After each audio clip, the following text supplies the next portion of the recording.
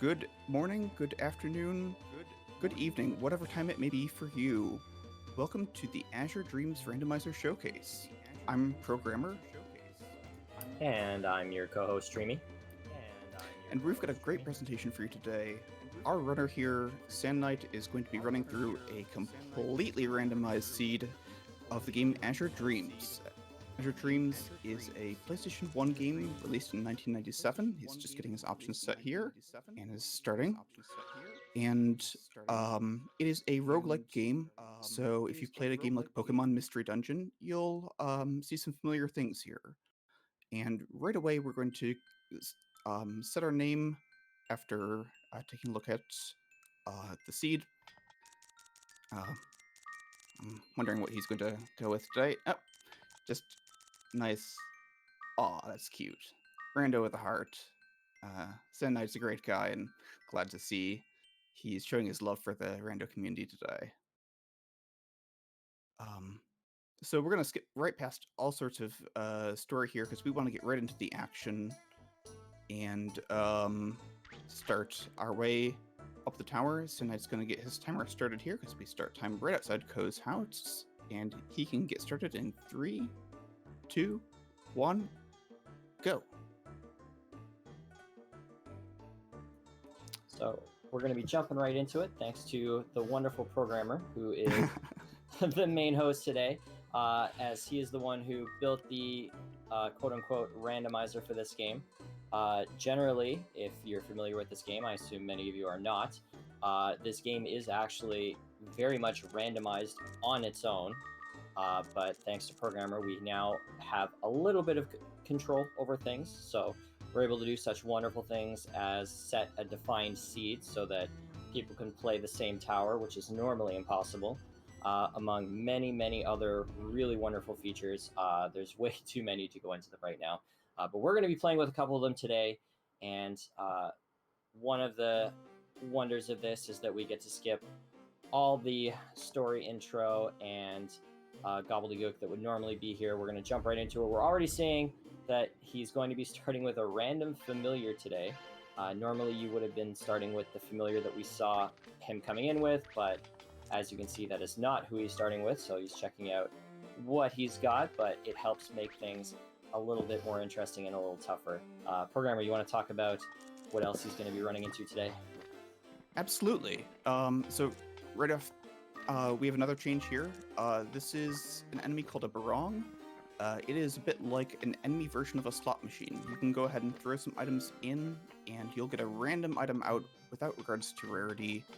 And we can also see that the barong is different colored. I believe that's a wind barong, because we are randomizing enemy elements. We are randomizing the starting monsters element. Here we can see using not only that starting familiar, but that starting familiar in a random element. We've also randomized the starting items. So this egg could be any egg, again without regard to rarity. So Sand Knight's going to hatch that and see what he gets. It is a balloon. So maybe not the best. He's just letting it go. He's like, I don't care about this. So there are a good number of monsters in the game, and some of them are definitely more useful than others. Balloon is very much a monster that on a vanilla run is actually quite useful because of its power, but in a run like this where you're not going to be leveling it up, it's pretty useless. Sand Knight's starting familiar Manueva, they're fairly solid, but the problem is that I believe, if I'm right here, their magic is actually quite costly, so MP is going to be a big factor for him. He's also fighting a type disadvantage right now, so... That's right, because there is an elemental triangle in this game where fire is strong against wind, wind is strong against water, water is strong against fire. And the Manueva does have a nice spell, Deoforth, which at least does some healing. I believe it is, in fact, a full heal every time, which is why it's so expensive. That could be. And here he's taking advantage of poison in order to try to get his first level. That first level is really critical because you see that his max HP has jumped all the way up from 16 to 26. You'll never get a boost quite like that. Now he's fighting a wind troll, so at least he's fighting something of the sim element, so he's not going to be at quite such a severe disadvantage. Here using an elemental spell ball, which are really strong tools that you have to be able to get your way up the tower. The goal of this game is to reach the 40th floor and beat the boss that waits thereon. Here is a nice use of that spell ball. We've also randomized the spell ball elements, so you wouldn't normally see a spell that would allow you to summon a tornado obstacle. And Harasher, that's yet another randomization that we have on there, one that allows you to spawn some items that you normally only find from a barong. Yeah, it's also worth noting, Sand Knight a little bit shot himself in the foot here. He started with a wind element familiar, and he decided to gamble on his starting sword and shield, which I believe were both water element, which would have helped him a little bit here in this early phase where he's having trouble with the fire familiars. So he gambled, hoping that he would get something really cool. There were plenty of items from that monster that could have turned out significantly better than what he had. I should explain, do not adjust your streams, ladies and gentlemen. That sound that you hear was just the result of Sand Knight having left a wall up and a monster just absolutely going to town on it. And the game needs to make sure that you hear each and every one of those sound effects as you go through. So coming up to the third floor here, on the first few floors, resources are going to be the main thing that Sand Knight will be searching for. He'll be looking to explore pretty much the whole floor, looking to see what he can get to help him in the rest of his climb. That red sand would normally help increase the strength of swords, but he is rocking a staff, a wand, and the wands do give a bonus to the attack that he's mainly been doing, which is kind of using his familiar's magic to augment his own attack, which is known as mixed magic. It's generally pretty inexpensive and a great way to boost Ko, the main character's attack. Yeah, so one of the things that is very different from the vanilla game. So normally when you're playing Azure Dreams, it is a very difficult game. Even for seasoned people, this game is very, very tough. There's a lot of stuff standing in your way. But one thing that you can generally count on is that the monsters in the tower are set up essentially so that it's pretty easy early on and it gets harder as you go. But because the floor count is so relatively low, that difficulty generally goes pretty exponentially up. But because of the randomizer here, normally they would all be specific elements. Early on, they're tailored to be generally weak to the starting familiar or neutral to the starting familiar. But we have randomized the elements of all monsters, and even the monsters that do spawn can change, as we're seeing 2 cyclones in different elements. So type and advantage and disadvantage is a huge, huge difficulty in this run.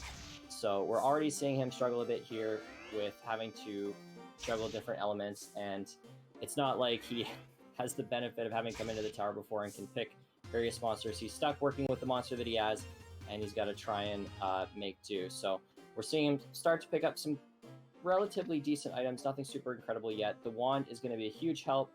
The wand helps boost your mixture magic, and the specific wand he has a very low chance to paralyze, so he's gonna really hope that that pays off for him, unless he can find something better shortly.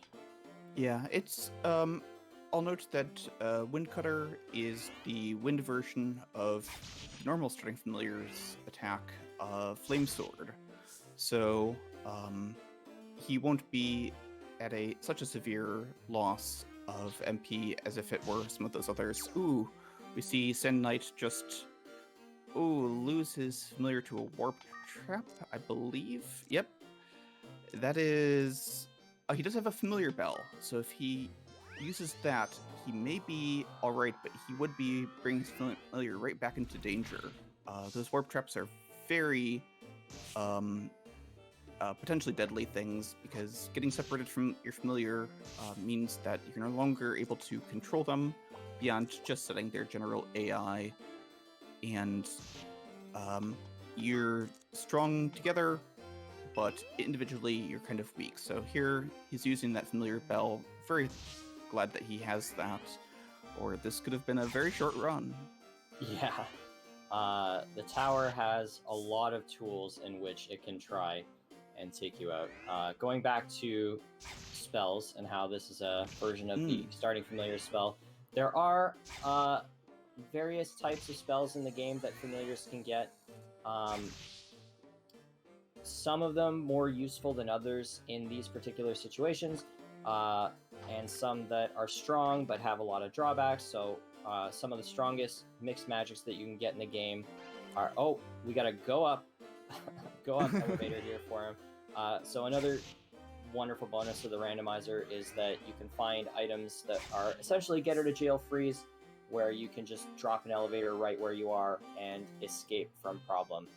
But yeah, he could have rolled a monster that had something like one of the area of effect mixture magics, which, while very strong, use a lot of MP, and he could have very quickly gotten into a bad spot. But because he got one with a decently low MP cost, he should be okay for the near future, but it's going to be interesting to see what he does to try and get into those later floors. Right, because MP is a bit like if you played other Mystery Dungeon type games, a bit like the Hunger Gauge, but here, if your familiar runs out of MP, they just kind of lie there on the ground and become completely immobile until you can find something to revitalize them, such as a pita fruit, or you can give them an egg, or even get a little bit of MP out of using just an ordinary herb or seed. Now, that was very interesting. The Mana Wava, when attacked, has something like a 1 in 16 chance of spawning a clone.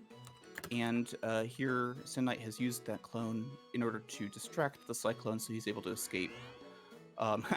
Here he's taking on one of his kinsmen, taking on an enemy Mana Wava. The first time you find them in the tower, they are not fun to deal with, but they don't have quite some of the same tricks that we'll see them use later on, where they're able to turn into items and even other enemies in order to trick the player.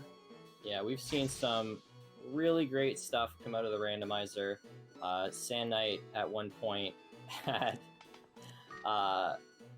used the randomizer to change things up, and sometimes there are interactions that can't normally happen in the game because certain monsters don't appear on the same floors, and he had run across an egg that normally would be safe because if a Mana Weave turns into an item, it's right beside it, and so you generally have an idea of what's a trapped item and what's not.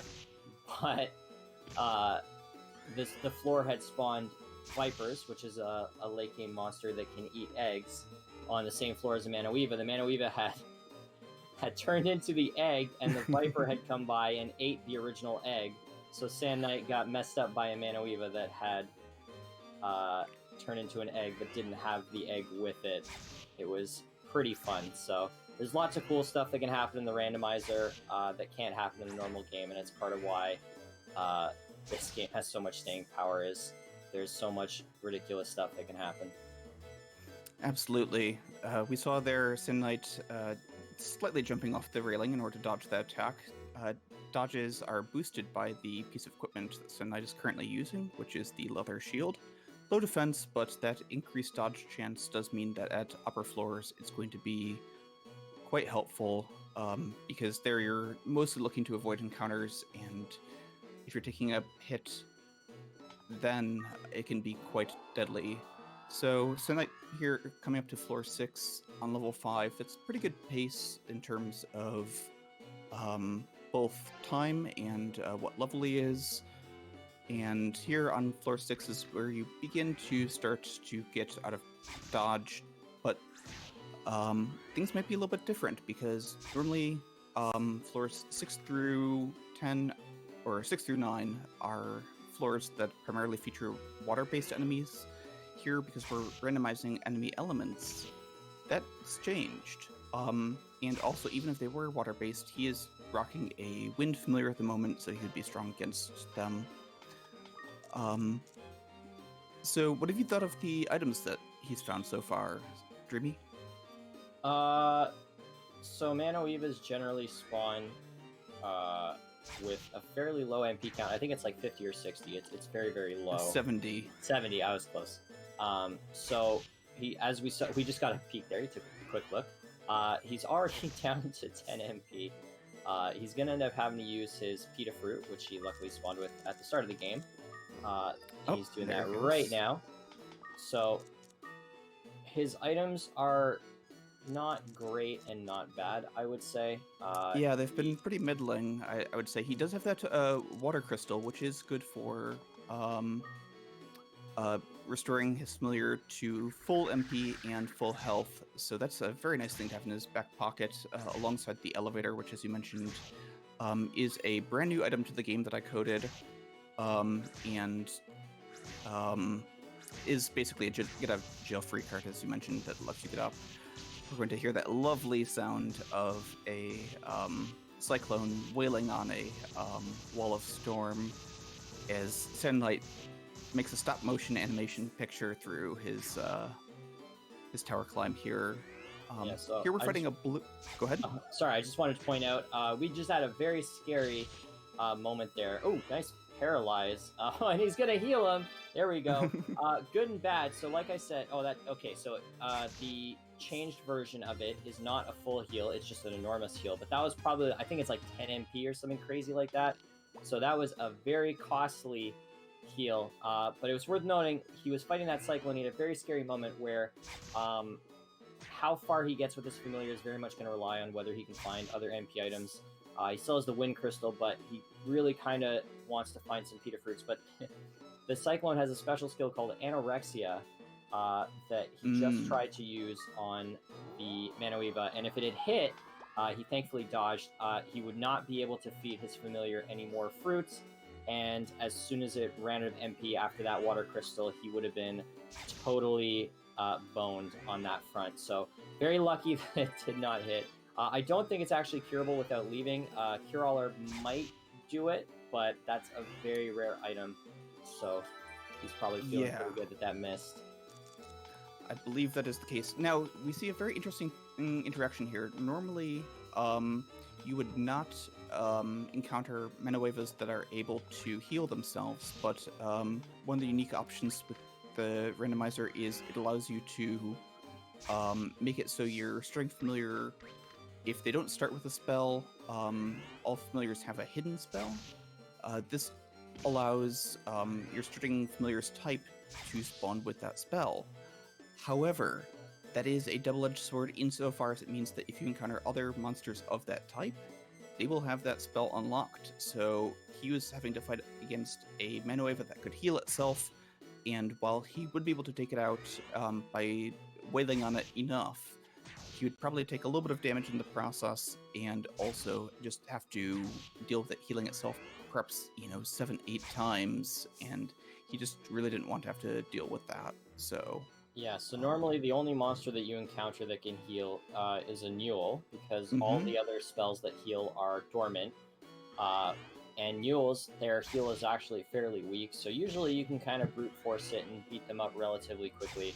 But with a Manoeva, as we saw, it essentially healed its full HP, so he would have had to hit it again and again, get it down, and let it essentially run its own MP out to be able to beat it. But luckily he managed to get himself onto the high ground. It was very dangerous because he hit a chaos trap when he was organizing himself, but thankfully it did not go off. We do see him using the Holy Scroll. So the Holy Scroll normally will make the square that you're on invulnerable, but it also has a secondary use that if you throw it at a monster, that monster will actually work with you for the course of the floor. So we saw him use that on the balloon to get it to fight the balloon for him because it had a better type. And we're going to see him move on up to the 8th floor now. And I've made sure that we have chat open, so if you have any questions about Azure Dreams, go ahead and pop them into the Twitch chat or Randomania chat, and we'll do our best to answer those for you. Yep. Here... Sorry, go ahead. Oh, I was just saying we saw Sandknight do a little bit of dancing there with that U-boat. U-boats are rather annoying enemies to deal with because they're always going to try to get that first hit on you by staying underground until they have the opportunity to attack and popping out at just the wrong moment. Here we're fighting a clown. Boy, I love that the color scheme of that clown. I think it's a water clown? That's correct. Ooh, a holy scroll. That is nice. I think that's tonight's second holy scroll. Ooh, and a Nia Rise. Gonna be a good item for him. Leva fruit, not great. So we kind of got rushed over. Let's do a little dance. We kind of rushed over a little earlier, but we were going to talk about Sandknight's items. At the time, he had a fairly middling set of items because he had a few items that were one-time get-out-of-jail-free cards. But the problem is that our runners generally need to find items that have a bit of staying power to really get through the tower, and the best items you can find for that are magic spell balls because they spawn with between 4 and 7 charges, so per item slot they are the most valuable thing you can find. There are a couple that do stuff that is not terribly useful. Ooh, egg is going to be a big pickup here. That's right. He could either hatch that. He uses his truth glasses to. Snowman egg. That is a good egg. He is definitely going to hatch that. Probably not just yet. We'll have to wait and see. But he will hatch that at some point for sure. The eggs, when you hatch them, will spawn at the floor level unless the floor level is higher than your level, at which point they will just spawn at your level. So wherever he gets to, that egg will spawn at a useful level. Normally, you wouldn't want to spawn them in the tower because this is a monster catching game, and the only way to keep the monster is to spawn it back at home, but we are not going home, so he is probably going to spawn it here. I don't think we'll see him spawn it before floor 12, but I could be wrong. I'm not the runner. Yep. And floor 12 is a great place to hatch something because you'll be able to get the blue collar.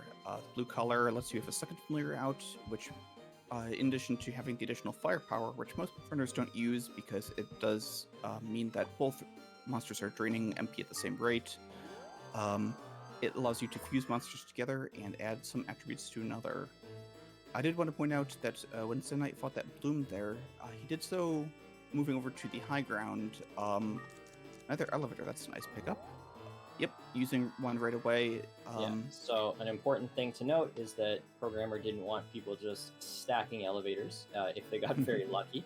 So the elevator is a 2 maximum item. If you have 2 in your inventory, you will not find another. So Sandknight went ahead and used it right away so that he can find another one if he's lucky.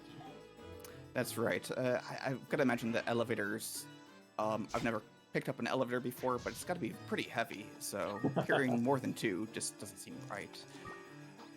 So I would say that I know Sandknight, and I know that Sandknight does not like using 2 familiars, so what I expect him to do is more than likely, once he gets the blue collar, he will wait until he's gotten the most value out of his familiar and runs out of MP, and then he will just fuse it into that snowman and make an even better monster to continue on with. And here, Sandknight's taking on a Dreamin. Dreamin, not too threatening of an enemy by itself. It's pretty weak. Got hit in the back there from that bowgun troll. Here, he uses some careful enemy manipulation in order to get up close to it and decides to just end it with that Nia Rise ball. The fact that you can randomize spell ball elements does mean that you can... checking to see what that wand is. Stream wand, definitely nice. Yeah, another good room here. Was it cursed? Oh, he's gonna hatch the snowman now, but he doesn't know if it's gonna be water. Well, He's he's banking taking on that it being chance. water. He wants it to be. We're gonna have to see. If this is fire, I'm gonna laugh. Oh, I called it the caster curse. So he risked having that stream one be cursed to take a look at that snowman and bank on that being a vanilla snowman, because snowmen are usually water type. Unfortunately, I cursed him, and that is indeed a fire snowman. Not the worst thing in the world.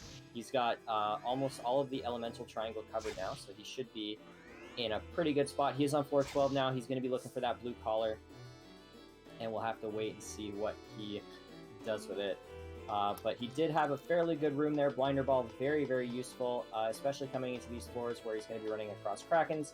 Krakens are very, very dangerous. It doesn't matter what element they are. They're very, very, very big stat blocks, and they also have an ability that if you hit them, they get to hit you back, unless you have a wooden or gold weapon. Luckily, he is using a wand, so he will not have to deal with their shock attack, but they are still not what he wants to fight.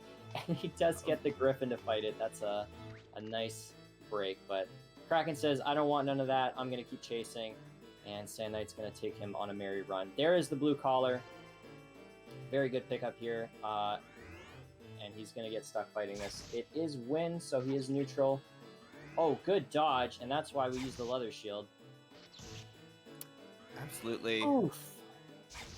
That is quite a hit. Yeah, he was quite glad to be able to take it out with that next hit, because dropping to low HP, you may say, oh, well, I'll avoid encounters for a while, let my HP heal back up, but you could very easily just step on a trap and be ended. Yeah, so we saw that he did get the dodge. If he had not gotten that dodge, he would have been almost dead, which is a nice throwback to what we were talking about earlier, where the enemies scale exponentially and get very strong, and it goes right into Programmer talking about why our runners generally prefer the leather shield over any other shield in the game. Sometimes they'll like to use a mirror shield, especially in these rando runs where monsters can cast more spells, but generally you hit a point where monsters hit you so hard that saving 4 or 5 HP doesn't matter, and being able to dodge the 20 some odd damage that Kraken was going to do was a big difference in how this run is going to play out. Right. So Zen Knight here using a treasure loop. He's got quite a number of loops, which are useful because although the randomizer does have a de-randomizing functionality, he has never played through this tower before and has no idea what it's going to throw at him. So finding the elevator always going to be a Oh, that's so unlucky. So Sand Knight, despite having some pretty rough luck early on with items, has been really finding a lot of good item rooms here to help build it back up. We are seeing him finally fuse away his Mano Eva, I believe. He's trying to decide how he wants to finagle this to make it the best. But he had just thrown away an item because he had found a star glass, which lets him see the entire map, and I'm already forgetting what the other item was. That's he threw away his treasure loop. Yeah, but there was 2 items on the ground, and they were both good. It was a star glass and something else. I missed the other item. Yeah, but, it's unimportant. They were both good items. It was a paralyzer. That's what it was. So you want to pick up both of those. Aqua Blade on a fire. On a wind. A fire snowman. That's a fire snowman. Oh yes. So What it the is. heck? It is something that you, when you randomize elements, you're able to choose whether you want to run with the default spell, or whether you want to have a random spell or spell element. And he chose the default, which meant that stream wand that he left out on the ground earlier would have actually been helpful. It would have powered up this attack somewhat. Well, I don't know about how much of a difference it would make since he's only doing about 4 damage right now. Even Yeah, on the neutral that's... element. Sand Knight in an interesting position, let's say. This run is... It gave a bit, and now it's starting to take some away. Trying again, it's 6, so he has a spell that hits twice, which is generally very useful, but his power is so low with it, because it's off element, that it's doing just about nothing. He's gonna whack away at this. He doesn't need to worry about MP, he still has the option to fuse at any time. I imagine he's gonna have to take some time at some point and figure out how he wants to make this work. But he's definitely in an interesting position. Floor 16, floor 26, floor 36, all special floors. They do spawn the slot machine monster we saw at the beginning of the game. He would normally have the choice to see if he wanted to get it. Oh, we finally got a little bit of damage. He can't take another hit. This is ballsy. Yeah, if that did not kill, he was dead. Sand Knight, famed for having big, giant balls. He's very, very confident. But he does still have some good magic. Nothing to heal himself with, though. And he's getting to a point where he's going to have to... Oh, he did have a healing herb. I'm wrong. He's going to use it for safety, but he is reaching a point where things are going to get very tough for him very fast. He's going to have to start using some of these items to get out of these situations. Yep. And here, showcasing the pickup mechanic. That is not a fun situation. Oh, and it's a bow troll too. Okay, so I foresee an elevator or something here. This is not a good position. So he's got a fire snowman. He's surrounded by 3 water monsters. The picket is not threatening on its own. That's interesting. The bow troll is always going to shoot you. Oh, okay. The picket tried to steal. It did not succeed. An interesting thing to note about bow trolls, we didn't get a chance to talk about it the last time we saw one. Bow trolls are hard-coded. They will only shoot you. They don't care about your monster. They don't care about other monsters. They only care about shooting you. And his snowman is in a bad spot here. He tried to use the Dio Rock, or yeah, Dio Wall ball to distract the troll, but unfortunately the troll does not care. He is getting a little bit low here as he gets surrounded by more and more pickets. Pickets normally only doing 1 damage, but they do have the type advantage on that snowman, which is a rare thing. So we're seeing them do a little more, but generally non-threatening. Their big issue is that they will steal all your good items and run away. But yeah, as we see, Sand Knight is trying to sort out how he wants to handle these coming floors. Trying to conserve. He still has a long way to go. He's only just about to reach the halfway point in the tower, and he still only has about half an inventory worth of good items. We see another good spell ball pickup there, Neo Grave. Ooh. So the Grave spells are, I believe, some of the highest damaging spells in the game. Normally you can't pick up a ball that casts the spell. So it's going to be interesting to see him get to use that. Spell balls... Sorry, go ahead. Yeah, I was going to say that those are spell balls that I added to the game based off of existing spells, and I think that they're some of the coolest spells, and you just normally don't get to see them get cast at all. Here we're seeing that fuse in. Now, one thing that Sand Knight is going to have to deal with there is the fact that that's going to cut the MP of that snowman by half, because it's mixing together the MP of the 2 familiars, which does mean that 40 or 0 and 80 average out to 40, so is taking a little bit of a drop, but is going to get access to more spells as a result of that, using also, here the Flame Sword. Yep, go ahead. It also typed up his spells, so they're now not going to do no damage from being off-type. So that will help him out a lot. He is getting low again. I believe he can still heal himself. That is an option. But we're going to have to see what happens. So spell balls, one of the things that makes them so great, much like throwing an egg, which we didn't really get to discuss earlier, But if you want, you can throw an egg. Oh, that's cool. It made it blind. I've never seen that spell. Spell balls will always cast at was it? I'm trying to remember. Oh, Sure, 4 your times level, coast right? level. Four times. Okay. So yeah, when you throw an egg, it spawns at 50 levels above your level, and when you use a magic ball, it is 4 times your level. So both of them do a whole lot of damage. We're seeing Arachnes for the first time here. So Arachnes are one of the strongest monsters in the game. Very, very dangerous and hard to deal with. We're seeing Sand Knight very much respect that and play it safe. He's also getting a lot of levels for his familiar, so we're going to see his mixture magic get much stronger very quickly. Oh! Ooh. Definitely going to... Is this going to be a one-shot? Okay, yeah. Woo! Good stuff. Sand Knight giving us some anxiety here.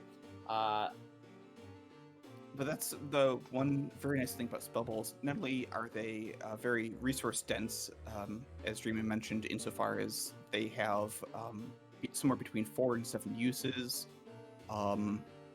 but they also, even if you're confused, you will still fire them in the direction that you intend to fire them, and they do not miss. They do not. Oh! This is going to be very troublesome. Sand Knight here has decided to cosplay as a frog against his will. I guess that's not quite deciding. And his snowman has run up to defend his honor. So that Holy Scrolled Mana Weave really paid off for him. Unfortunately, he did lose his familiar, and that one is not going to follow him. He's in a bit of a precarious situation. He still can get lucky. There are scrolls out there that will revive your familiar, but at least for now... Sorry, go ahead. At least for now, as you said, he will be running familiarless, which people do. It will be a little bit faster. He will not be splitting experience, but he could also find another egg, which would allow him to hatch and get a new familiar. Because we are randomizing eggs, it could be any sort of monster that you can find in the tower, or even some that you normally can't, because you can hatch evolved monsters using the randomized eggs option in the randomizer. Yeah, so running familiar lists, not always a bad thing. Generally, we prefer to play it a little safer and a little slower when we do have a familiar. So we've seen it before where players will actually move a lot faster and a lot better once they lose their familiar, so we're going to have to see if that's the case today. Sand Knight going to have to decide what item he wants to use here. He can't take another hit, so he's going to have to play this pretty safe. He thought about using the Malicious Scroll, but he wasn't feeling that 1 in 8. Malicious Scroll will force the enemy to be confused, and then it's a gamble on whether it hits him or not. There's a 1 in 8 chance that he would still take the hit. He doesn't want to lose the run, so he's going to play it safe. Take out this wee dog here, and he's going to keep moving, getting back at a range of instant death, so he's probably feeling a little better now. Now, I have to say, there's been a lot of mechanics that we've talked about so far, and tell me, Dreamy, if I want to find out where I could learn more about this game, where could I do that? Well, let me tell you. That is a really cool spell. Low Grave, as we talked about, one of the coolest spells in the game. Really fun to see, and part of what makes this randomizer so great. Everybody, if you are interested in suffering and having the tower beat you up in ways that you cannot even comprehend, we absolutely recommend you join us in the Discord. There's plenty of really, really cool people. You can hang out, you can talk to Programmer, you can learn about all the hard work that he put into making this game even more fun than it already was. And I will go ahead and post the link to that in the chat. We always love to have new people. The community's been growing very quickly for quite a long time. We're seeing a lot of people come out who either haven't seen this game before or who grew up with it like many of us and thought that they were the only ones who appreciated this very strange but very charming game. And it turns out there's literally dozens of us. Absolutely. And even if you don't like playing yourself, if you just like to watch or even just talk about the game, everyone is welcome. It's a nice, friendly community, and we'd be glad to have you if you're a nice, friendly person as well. Yeah, you don't need to be good. You don't need to be smart. If you want to come and enjoy it, we have plenty of people on all various skill levels. We do community events fairly often, and there's always some fun to be had if you want. We're seeing Sand Knight maybe going to get blinded. He is lucking out this run. Other than that frog trap, he's been pretty good about dodging these status effects. Unicorn says, no, I really want you to be blind. This is going to be rough. So blind, unlike many games, which will just give you some form of attack hit rate debuff, it actually makes you blind. We saw Sand Knight wait it out, though, and he actually did get lucky that nothing came along, and he managed to wait it out just fine. So he does use a technique we call boomeranging, where he uses one monster or an item to hit that enemy and then hit the switch. He goes for the pickup. So the pickup is a 63% chance, I believe, something like that, to let you pick up the enemy monster, and then you can toss them or do what you will. But he actually lost that coin flip twice in a row. So he's back in a bad spot. He's going to pick up the spell ball. Nia Rise again. So he is building a really good base of spells here. This is exactly what he wants and needs to be able to continue through this tower at this stage. Another bomb trap. And this is why Programmer talked earlier about how it's very dangerous to be low HP, because it's very easy to have one bad bomb or slam trap end your entire run. Right. And thankfully, we were going to mess around with a new option that I added to the randomizer just yesterday, one that allows you to randomize Ko's element. Normally he is non-elemental, but you can choose or randomize Ko's element with the randomizer. And that, because the bomb trap is a fire elemental, it counts as a fire elemental spell. If Sand Knight had picked or had rolled a wind element for Ko, that would have been absolutely devastating. Yeah, we saw that a little bit earlier when he hit the bomb trap that killed those two items. He took, I think, 2 or 3 damage from it. His wind familiar, however, took a big 30 damage. Yeah. So those bomb traps don't mess around. It's actually one of the reasons that oh, there we go. And just as we talk about it, we see that Viper take 35 from it. So there is a wind shield in the game, and this is the reason that most of our runners will not ever run it, because the bomb traps are so insidious and dangerous.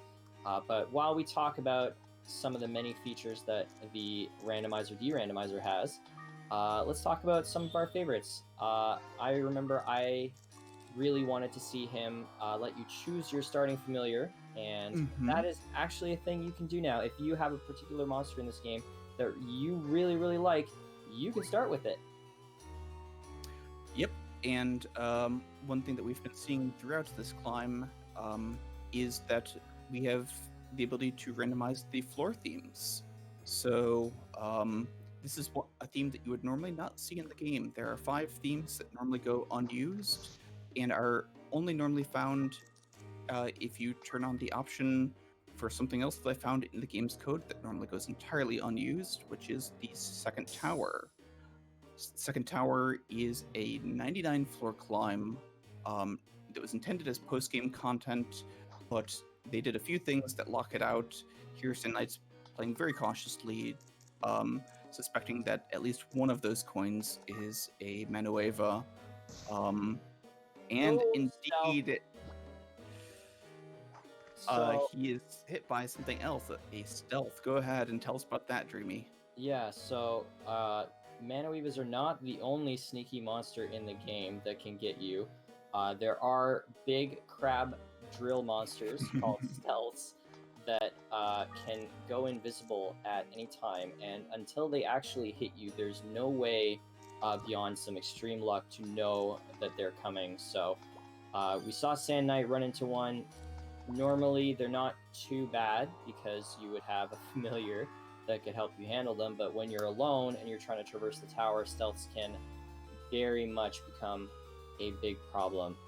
And yeah, the second tower, if you have been a fan of this game for a while, if you really love the GBA game, and saw that there was much more to the tower than this version. They originally, I guess, wanted to do that, and so being able to see that back in the game and get to play around with it has been really cool. It's crazy. It's where we've seen some of the most ridiculous stuff, and we have a bunch of people in the Discord that run it all the time. I absolutely recommend you guys check it out. Programmers put a lot of work into it, and it's a ton of fun. I'll give the name of the site where you can randomize your own game. It is A as in alpha, D as in dog, rando.com for Azure Dreams Rando. Well, we're seeing one of our community members, Seraph, saying that if you are running, so that's something we've seen a few times here, that we can speed up the game as part of the game. You go for a quick sprint, but it actually will not let you sprint when you are near enemy familiars, and apparently that includes stealths that are invisible. So if you see your character slow down and you don't see a monster, apparently that's a good way to know that there is a stealth nearby. Yes, that little stutter stepping technique. Well, I've also heard that. Oh, and there we see one that's unstealthed, so it's not getting the drop on him today. And Ko been working out, throwing that big crab monster away. Just yeeting that over his shoulder. Using a knee-rise ball here. It happened to be out of charges. As previously mentioned, your spell balls start with somewhere between 4 and 7. You don't know how many spell charges they have, except for your starting one, which has 5, or if you happen to find a Truth Glasses item and use it. Here we see Sand Knight having to step over the Pita Fruit and having previously discarded his Water Crystal, he has just resigned himself to the fact that he is going to be running familiarless. Yeah, so we did see him pick up an egg not too long back, but unlike the normal vanilla game, where if he had picked up an egg this late, he could pretty confidently say that it was going to be at least a semi-useful monster. The randomizer means that it could be anything from a Palumpa all the way to unevolved monster, so he has no way of knowing right now if it's going to be useful. A Dia4th Ball, not useful again because he does not have a familiar to heal. So ideally right now he wants to run across a Truth Glass to be able to identify that egg, because it is a big risk to take the time out to try and hatch it. And if you're hatching something that you know is going to be good, it's one thing, but if you spend 20 some odd turns hatching a Palumpa, you're not going to be super happy about how that went. Paralysis Trap. Luckily no monsters around. That could have been the end of things. We are coming up on the 30s, so we are getting pretty close to the end here. Yep, the music becoming more and more ominous as we do. That's one of the things that I personally found wonderful about this game. I think the music is very well done. We see that Zen Knight here searching for the elevator, not having great luck, but he has been avoiding encounters, which means that he has been able to conserve his resources, which is very important as he is very limited in his resources. Using a near-rise ball, choosing the corresponding ball to deal with that particular threat. I think Zen Knight's been using his spell balls here very carefully, and I love to see that. I think we're coming across that D4th ball, so he doesn't even bother to check it again. Already knows what it is, having stepped on there before. Comes to the elevator and gets on out of there. Yeah. Now, one thing that... Go ahead. I was just going to say, he's starting to run out of the straight offensive balls, and he's going to have to start relying more on the status effects ones soon. But that's actually not a bad thing, because status effects generally are better for handling monsters than the actual offensive balls, because sometimes you have a type disadvantage, or it just does not do enough damage. We did see him throw that Paralysis Herb right away, and just immediately deal with that threat. So that's why those are very useful. Yep, and he knew which way that mana wave was going to go, because he knows that enemies in corridors, if they're not aggroed... Oh my gosh, two traps in a row. So using a Mahel Seed here to increase his speed, which counteracts the effect of that slow trap that he had hit earlier. Nice play from him there, knowing when to use his resources. Ooh, he does not want to have to proceed down that hallway because that's going to be more resource use. But he does want to start or continue to explore new territory. Unfortunately, they're hitting one of the mechanics to do with sleep that enemies, if you are in melee with them or in the same room as them, they are going to be able to.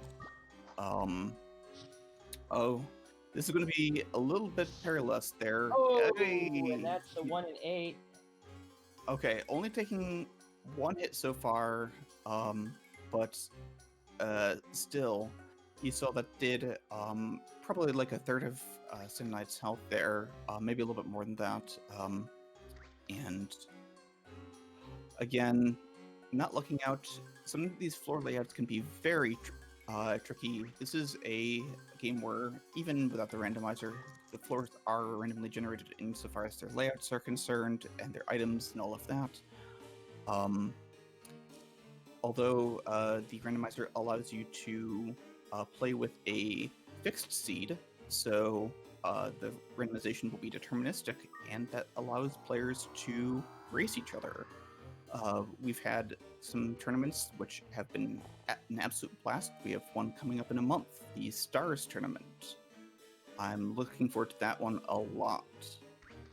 Yeah, so just a quick aside here about status effects and how random this game is. This game is so random that even the status effect lengths are randomized. So when you or the skip that elevator, yeah.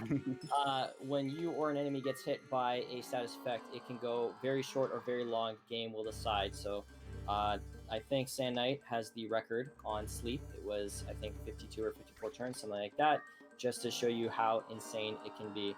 So that low roll there, very unfortunate. But yeah, there is a new tournament coming up. It is going to be, I believe, about some of our more seasoned runners coaching and helping some of our younger runners to... Sorry, you go ahead. I was just interrupting to say that we see a little bit of plot here as Sand Knight continues to take this elevator train on up. But that's about as much plot as the game gives you in the tower. There is much more to this game outside the tower. Oh man, this is quite a streak of elevators, and he still has 2 in his pocket. So Sand Knight is just absolutely blasting ahead here, which is great because Sand Knight is coming up at... Well, he got sight of the elevator, but I don't know that he'll be able to make it. So he can try. The big problem with these one-floor rooms is that all the monsters immediately know where you are and will beeline right to you. So he's gonna try and get there before one of these monsters gets him, but I don't think he's gonna make it. He's probably gonna have to... Oh, he's the Holy Bell. He's okay. Yep, he could use the Holy Bell. He could also use the one of the elevators, because it used to be an issue with the elevator that you used to have to throw it at a monster or give it to your familiar in order to activate it. But I fixed that recently, so you can just hit use normally and go right on up. If you he only has to get to 38. He's 4 floors away. He does have a lot of items. It's pretty safe at this point to say that Sand Knight is going to clear this tower, short of some totally insane bad luck here. But may I remind you that we have turned the option for true boss fight. Oh, I see. So he's going to be fighting Beldo, who we just got a brief glimpse at on floor 31 at the end, which will be very exciting, especially with no familiar. Right. He does have a number of spell balls, but Beldo has a few new tricks up his sleeve. His singular sleeve, as it may be. So, Beldo normally is a scripted battle that you have to lose to win. Here, with the true boss fight, it is indeed quite a battle, and normally you need a little bit of trickery because Beldo will reflect spells back at you. So this big inventory of spells, with the exception of a few that are able to create obstacles, are not going to be that terribly useful against the final boss. Yeah, so we are... Oh, there we go. So I was about to talk about this. We are getting into the final floors. The Glacier there is generally a relatively non-threatening monster, except for the fact that it has a skill where it can send you curling off as far as the map will take you. So it takes a big block of ice and it throws it at you. Ooh. You go with that block of ice until you hit something. We just saw it used on its own friend because it wanted him so bad. He's definitely going to have to use the Holy Bell here, unfortunately, but only 2 floors left to go. He did run up against a glacier and decide it wasn't worth it. He used one of the elevators in his inventory and luckily landed on another one. So he is getting quite a run here. And we're going to see that really awesome spell fired again. It's definitely going to kill it. And Yep. And doing that because he knew that the dragon was heading for the exit. The Holy Bell forces all monsters out of the room, but that one happened to be heading towards the same exit that Sin Knight was going to try to get out of. Didn't want that following him, so using that spell ball there, definitely better so he can use his demon speed because he is, according to at least the timer that I see in the Randomania, at 54 minutes and 30 seconds. So he's going to look to get up and get out in the next few minutes here. yeah, so in the wonderful guise of speedrunning, and to prevent our runners from very slowly brute forcing the tower, we do set generally a 1 hour limit on our runs to try and get them to move relatively quickly. Sand Knight has 5 minutes left to cover the next 2 floors and the boss fight. He is still in an okay position to do that, but all it takes is the wrong bit of bad luck, and this could either end or slow him down enough that he does not make it in time. So we're going to have to see what happens here.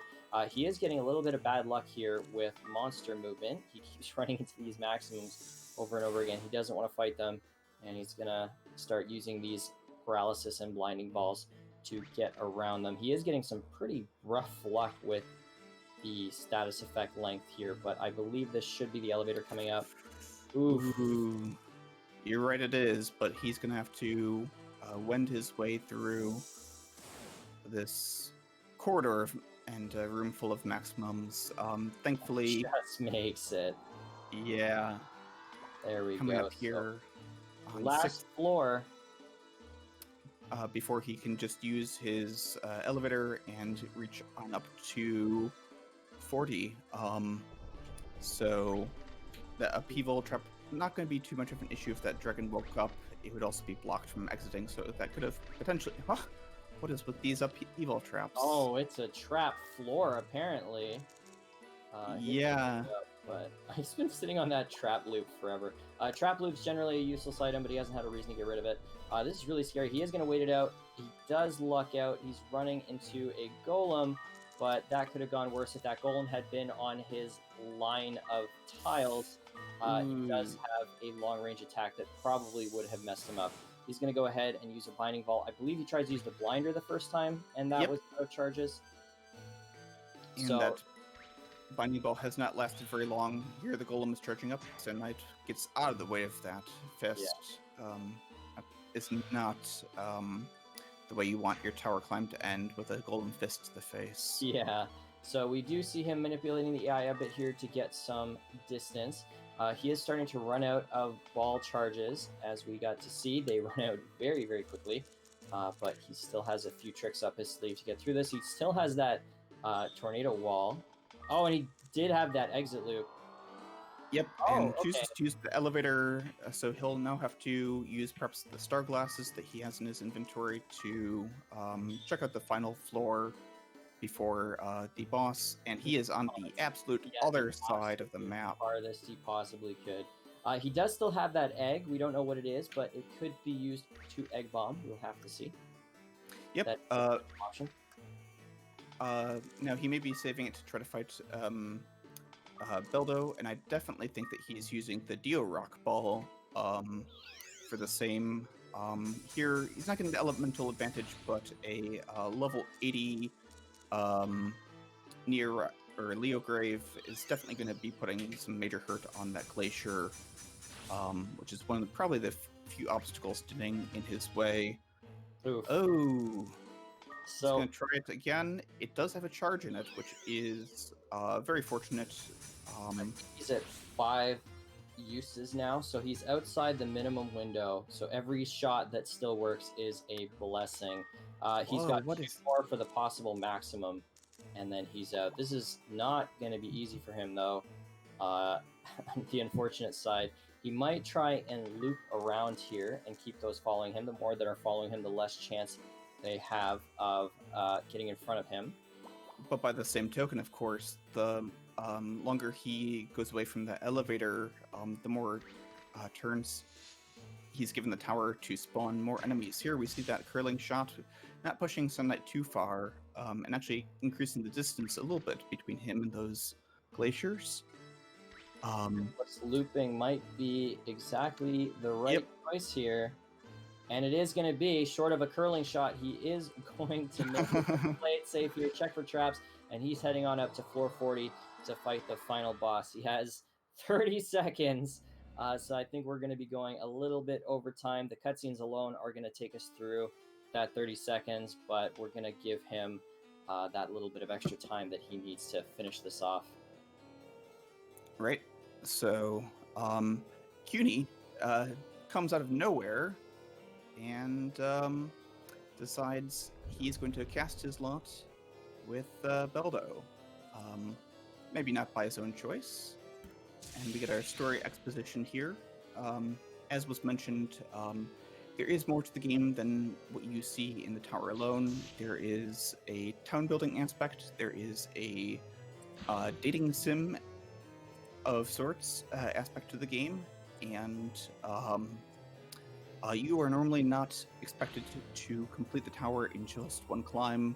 While your level will reset, your familiars will not, and generally it's great to take a few steps to the tower, but here Sin Knight has managed to reach the top floor all in one go. We will see if he has what it takes in order to take out Beldo. Yeah, so we get to see the real boss fight here. We're going to have to see. It's going to go ahead and throw that egg. What is it? A Viper. There we go. Not so much damage, unfortunately. Thankfully, Beldo in this version does not have a ton of health, but Sin Knight is choosing his resources carefully. Here he's setting up that Deer Rock Ball to try to get Beldo aggroed onto that.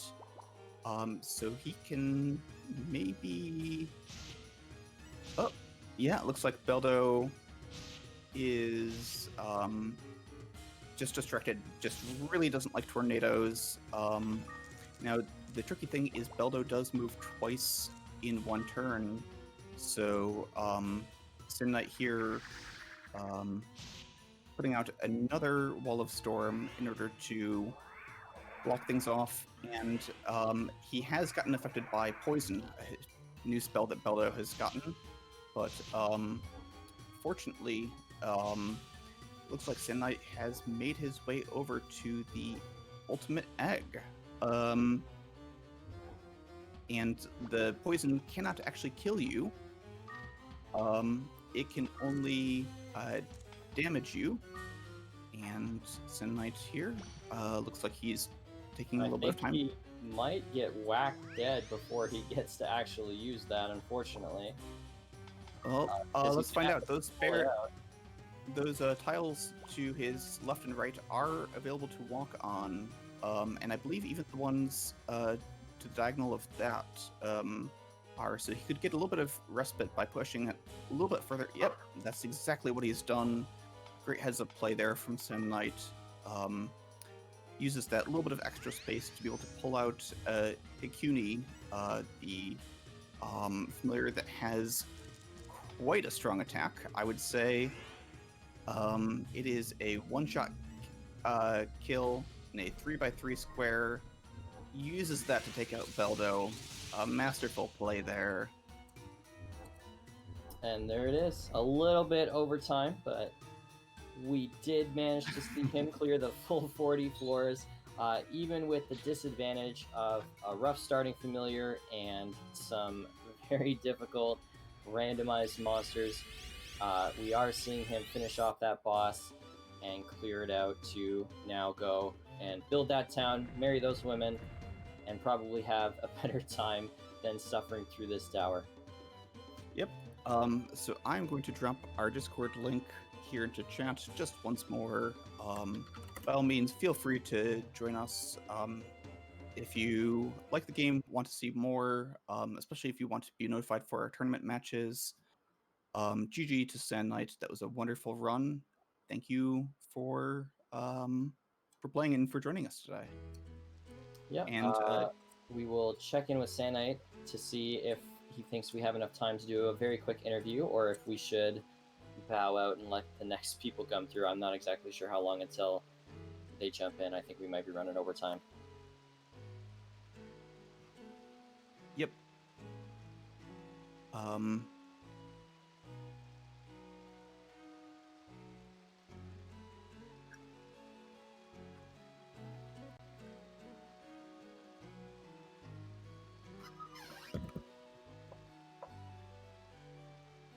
Yep. Okay.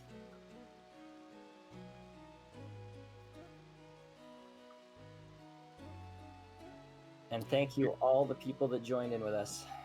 Yep. So stay tuned for more Randomania Super Week, and have a good one. Take care. Take care, guys.